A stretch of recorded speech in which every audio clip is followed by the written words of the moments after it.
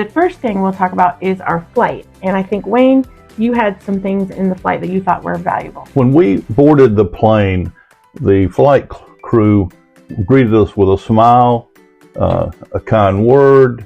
They really seemed upbeat. This flight and this crew was one of the best we have taken. I'd say the crew is the number one. Very much like they enjoyed their job, enjoyed the passengers. So it was just a good experience. What would you say about the seats, the comfort level of the seats? You had enough leg room. You were not, squeezed in really tight. So that part was good. It had more cushion in it than maybe a Spirit airline. Something else we wanted to mention was the quality of the service, including their punctuality. We departed on time and we arrived in Minneapolis on time. And on the way there, we had standard row seats, and on the way back, we had exit row seats. And would you say if you're given the opportunity to sit in the exit row, is it worth? Yes, definitely. You have more leg room. And also, if you need to get up during the flight to go to the bathroom, it's easier to get by if you have a window seat.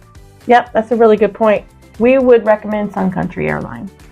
Let's talk about accommodations. We stayed exclusively in Hyatt properties because we were using up some points that we had just received from a sign-up bonus from a Chase Ink Sapphire Preferred card. So the first place we stayed was the Hyatt House. When we arrived in Minneapolis at the airport, we called the hotel and they sent the shuttle. We went through baggage claim to the pickup area and we waited probably, how long do you think we waited for the shuttle?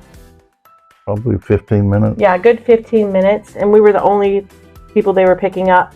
Now, this hotel is probably 3 to 5 miles from the airport. And then the next morning, that shuttle was supposed to be available to us to go back and forth to the airport and to go to the Mall of America. And when we went down to get on the shuttle, we were told the shuttle was experiencing some mechanical issues. So I wanted to mention that because that kind of caught me off guard.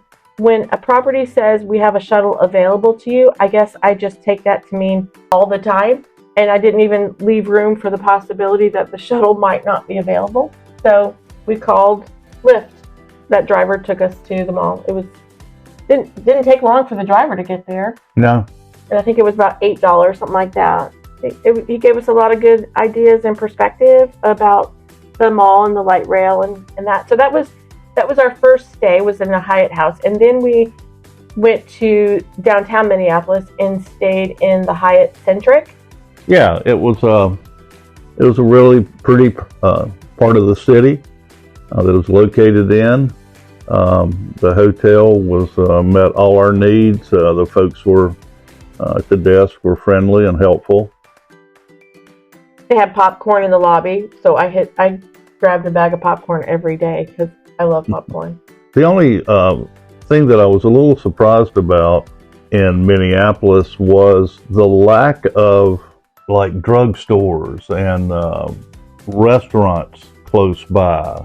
It was just, I don't know why, but other cities we've been to, there's just been the availability of those type things. We had to walk probably 3 or 4 blocks to get to a Walgreens.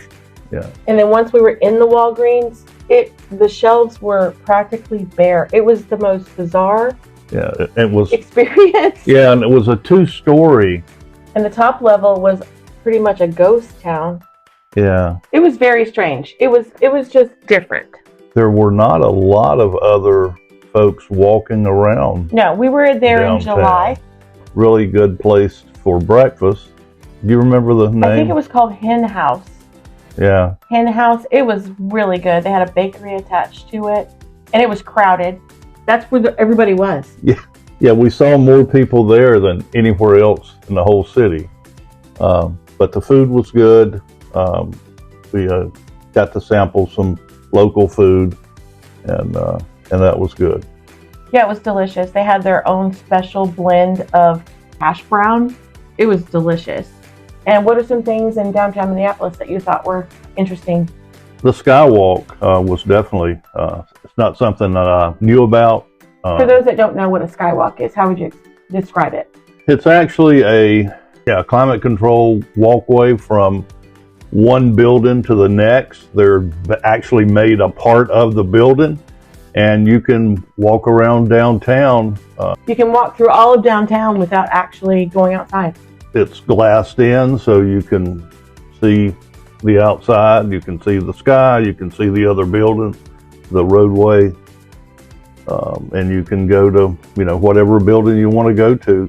And each building is responsible for maintaining their portion of the skywalk. That was a fascinating takeaway. So you are in office buildings, and then the next thing you'll be in a privately owned condominium complex with artwork and chandeliers. And if you've never experienced a skywalk, it was cool. Something I thought was interesting was it's the largest skywalk in the world, which that makes sense. But St. Paul is the second largest skywalk in the world. So if you go to the area, you'll go to the top two. We also walked down to a bridge that goes across the Mississippi River, and there's a power plant, and it was to run a sawmill. And then after that, they ran the flour mills. Most of the flour in the United States was once produced there. Yeah, we saw gold medal. We saw the gold medal factory. And then on the other side of the river was it Pillsbury? Pillsbury. And then the other interesting thing about it is the river, that's the only falls right there on the Mississippi River. And they had power plants on both sides of the river. The water in the river was divided. One side went to the left, one side went to the right. You'll see the video. You'll see the water swirling. It's being diverted there. All right. Then after the bridge walk, downtown walk in Minneapolis, took an Uber to St. Paul, and we stayed at the Hyatt Place. And we've done a detailed video on each of these properties, so if you want to go back and watch those, we have videos on the rooms and the lobbies and all that kind of stuff. Yeah, and while we were there, we visited the Capitol. But again, the odd part about it is there was not a lot of foot traffic, and there were not a lot of places to just walk and run in and eat. We did have one restaurant that was fairly close to us there, and it was good experience. And then there was a farmer's market, and we went down and saw some of the most beautiful vegetables. I don't know what they put in their soil, but oh my word. Yeah, their vegetables and fruit, amazing. Yeah, and then some of the folks that were there, they baked and brought some of their products there for sale, and we did try a couple things. We sampled quite a few things. Yeah. We did their fried pies because we're from the South. So when you're in Minnesota and they're throwing out like 14 trays of fried pies, you've got to know a little what they're doing, but I thought it was a Southern thing. So it was almost like a challenge. Okay, let's see what you got, Minnesota. And it was good. They did a great job. It was good. And the folks that were selling their products there, you could tell, I mean, they're just down-home people. Yeah. They were just friendly and enjoyed talking with you, and the prices were reasonable. Very reasonable. Very reasonable. If you're there, if you're in St. Paul on the weekend, definitely go to the farmer's market. It's definitely worth stopping by, and it's covered. So if it's warm out or it's raining, you still could go. And the flowers, they had floral arrangements for sale that if you guys are Trader Joe's shoppers, you know Trader Joe's has some of the best deals on flowers and plants. This rivaled Trader Joe's. They were absolutely beautiful. And there we went to the Capitol building. Yeah, it sits on a hill. It's a beautiful Capitol building. When we went on the tour, the tour guide said that if it was built today, it would cost $1 billion. There's actually a lot of gold inlay, and he said it was 23 karat gold. Wow. It's beautiful. It is. It is a gorgeous. Most capitals are. This was beautiful. And I did learn something about that dome. That's the second largest unsupported dome. The first one is St. Peter's in Rome. There was one painting, four actually, was it in the chamber or was it in the Supreme Court part? I guess they're called galleries. Both galleries were beautiful. Yeah. They paid the artist in like 1903, I believe it was, $10,000 for each painting. We left out the part of how we got there. We took the light rail from the hotel. We do need to tell people the truth about our experience. And our experience in St. Paul specifically. The light rail station that we got off at the Capitol, it's at it was on a hill. This was down at the bottom of the hill. And when we got off, there's a lot of seating there for people waiting. The people that were sitting there at the footsteps of the Capitol were using drugs. Actively selling, using needles. Right out in public. And as the announcement was going on, please refrain from any type of illegal drug use while on this property. Yeah. Did it make you uncomfortable? It did a little bit, because you don't know what could happen. Well, you know what could happen. You just hope it doesn't.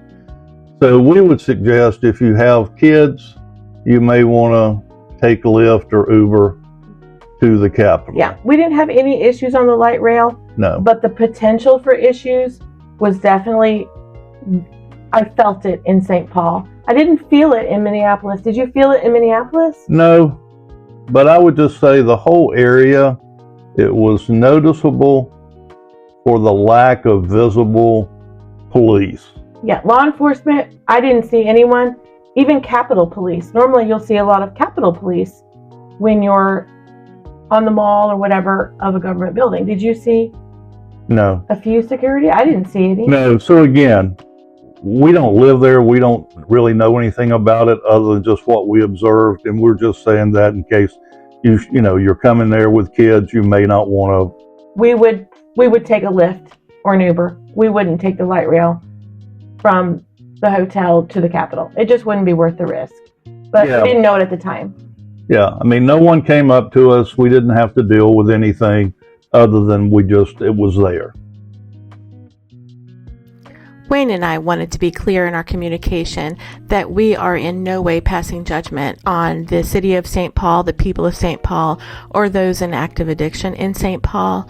We are recovery care group leaders, so this is something we know a lot about, and we live in it every day. We just were caught off guard seeing it at the bottom of the Capitol steps. Active addiction is hell on earth. We have nothing but compassion for those in addiction and the loved ones of those in addiction.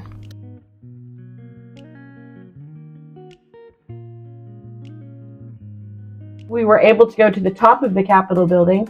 That was a spiral staircase. It's completely doable. If you have mobility issues, they have an elevator to get you from the entry level to the second and third floor. You cannot get up to the roof, obviously, but if you can, it's worth the climb. It's really pretty. It's definitely worth the climb. You can see, 360 degrees. So it's just a great place to see the city. There's a beautiful church on the next hill over, and there's a good view of that. It is a gorgeous cathedral. It is gorgeous. It's got a dome also. Probably more impressive when you're looking from a distance than the Capitol, and the Capitol is very, very nice. So overall, I would go back to Minnesota. I would like to explore more of Minnesota. Okay, let's go over the three things we said we would talk about: the pack, the budget, and the experience. So for the pack, we used a budget carrier, and so we packed in a personal item. The size was 17 by 13 by 9, and there was no charge for that. The cost of the airline tickets was $340.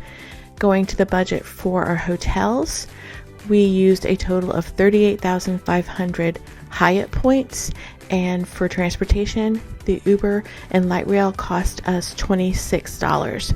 As far as the experience, all of our experiences were $0. The Capital tours are usually no charge, so it's a great way to get to know an area. Links to the credit cards that we use to earn points will be in the description below. Thank you so much for joining us today. I hope this was helpful, and we will see you next time.